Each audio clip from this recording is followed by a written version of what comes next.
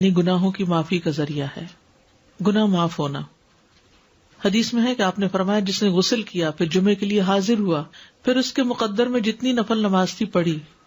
یعنی مسجد میں آ کے مسجد کے نفل پڑھے ویسے پڑھے، پھر خاموشی سے خطبہ سنتا رہا حتیٰ کہ خطیب اپنے خطبے سے فارغ ہو گیا، پھر اس کے ساتھ نماز پڑھی، اس کے اس جمعے سے لے کر دوسرے جمعے تک کے گناہ بخش دیے جاتے ہیں، اور مزید 3 دنوں کے بھی۔ رسول اللہ صلی اللہ علیہ وسلم نے فرمایا جس نے جمعہ کے دن غسل جنابت کیا پھر نماز کے لیے چلا گیا تو گویا اس نے 1 اونٹ کی قربانی کی، اور جو شخص دوسری گھڑی میں چلا تو گویا اس نے 1 گائے کی قربانی کی، اور جو تیسری گھڑی میں چلا تو گویا اس نے 1 سینگ والے دمبے کی قربانی کی، اور جو چوتھی گھڑی میں چلا تو گویا اس نے 1 مرغی کی قربانی کی، جو 5ویں گھڑی میں چلا تو گویا اس نے 1 انڈا اللہ کی راہ میں دیا۔ اور جب امام خطبے کے لیے نکل جاتا ہے تو فرشتے ذکر سننے کے لیے حاضر ہو جاتے ہیں، یعنی وہ لکھنا بند کر دیتے ہیں۔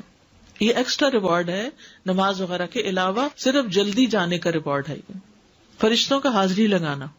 کیونکہ فرشتے یہ حاضری لگاتے رہتے ہیں۔ جب امام خطبے کے لیے نکل جاتا ہے تو وہ اپنے دفتر لپیٹ دیتے ہیں اور ذکر کو یعنی خطبے کو غور سے سننے لگتے ہیں۔ جمعے کے لیے جانے والے قدموں کے لیے خوشخبری۔ عبایہ بن رفاعہ کہتے ہیں کہ میں جمعہ کے لیے جا رہا تھا کہ راستے میں ابو ابس رضی اللہ عنہ سے میری ملاقات ہوئی تو انہوں نے کہا کہ میں نے نبی صلی اللہ علیہ وسلم کو فرماتے ہوئے سنا کہ جس کے دونوں قدم اللہ کی راہ میں غبار آلود ہو گئے اللہ اسے دوزخ پر حرام کر دے گا۔ ہر قدم پر 1 سال کے روزے اور قیام کا ثواب، ہر قدم پر کتنا بڑا اجر و ثواب ہے۔ جس نے جمعہ کے دن غسل کیا اور کرایا، اول وقت میں آیا، خطبہ میں شروع سے حاضر رہا، پیدل چل کر آیا، سوار ہو کر نہ آیا۔ یعنی ایسی جگہ بھی ہوتی ہے نا کہ جہاں پر مسجدیں بہت دور نہیں ہوتی ہیں، موسم اتنے سخت نہیں ہوتے، اب تو پارکنگ بھی کافی دور دور جمعے کے دن کرنی پڑتی ہے، تو وہ جو قدم چلے جا رہے ہیں نا اس پہ خوش ہو جایا کریں۔ امام سے قریب ہو کر توجہ سے خطبہ سنا، جلدی بھی پہنچ جائے تو ذرا دور گاڑی پارک کر لیں،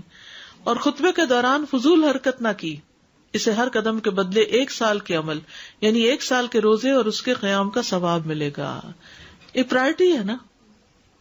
اس کے اوپر کئی چیزیں اور چھوڑنی پڑتی تب آپ اس کو پورا کر پاتے ہیں، ورنہ تو آپ لیٹ ہو جاتے ہیں، کبھی رش میں پھنس جاتے ہیں، کبھی پارکنگ نہیں ملتی تو وہ 1 رکعت بھی نکل جاتی ہے، کبھی آپ دروازے سے باہر نماز پڑھ رہے ہوتے ہیں، یعنی کہ اجر کمانا ہے تو پھر وقت پر آنا ہے۔ جمعہ کے دن 5 کام کرنے والے کے لیے خوشخبری۔ جو آدمی ایک دن میں 5 امور پر عمل کرے گا اللہ اسے جنت والوں میں لکھ دے گا، اور وہ کیا ہے؟ مریض کی تیمارداری کرنا، جنازے میں شریک ہونا، دن کا روزہ رکھنا، جمعہ کے دن نماز کے لیے نکلنا، اور غلام آزاد کرنا۔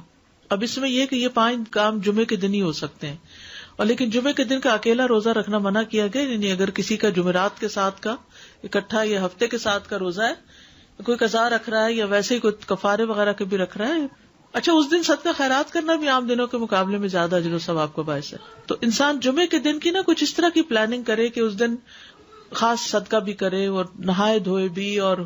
ساری زیب و زینت اور پھر تیار ہو اور گھر بھی صاف ستھرا کرے، یہ کہ اہتمام نظر آئے کہ آج جمعہ کا دن ہے۔